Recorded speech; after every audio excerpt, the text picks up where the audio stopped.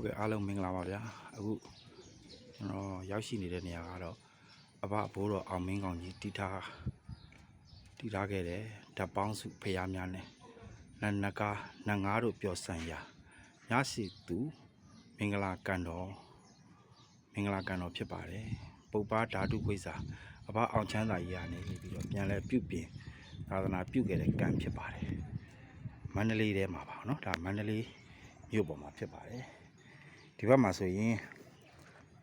စူနာမှုနိအုတ်ကျောင်းဆိုတာရှိပါတယ်စူနာမှုနိအုတ်ကျောင်းနဂါးဖို့နဂါးမဖရာဆိုတာရှိပါတယ်နဂါးဖို့နဂါးမဖရာဆိုတာဒီကျောင်းထဲမှာရှိပါဒီကျောင်းထဲမှာကင်းဝတ်ဆံပင်နေတော့အခုကတော့ကျွန်တော်တို့မြစီသူမင်္ဂလာကန်တော်ပေါ့နော်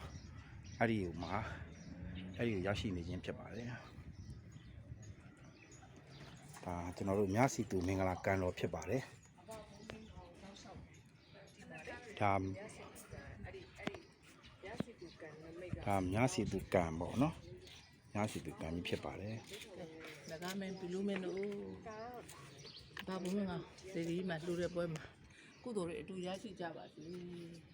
ကုသိုလ်အမြတ်ဒီညနေဆောင်ဆိုရင်တော့ဒီနေ့ဟာဒုတာမြတ်ယူတော်မူကြပါတာဒုအမြတ်ယူတော်မူကြတာအဘဘုံမင်းကောင်ရဲ့တပ်ပနတ်တွေရှိရဲ့ညစီသူကံဖြစ်ပါတယ်ဗောနော်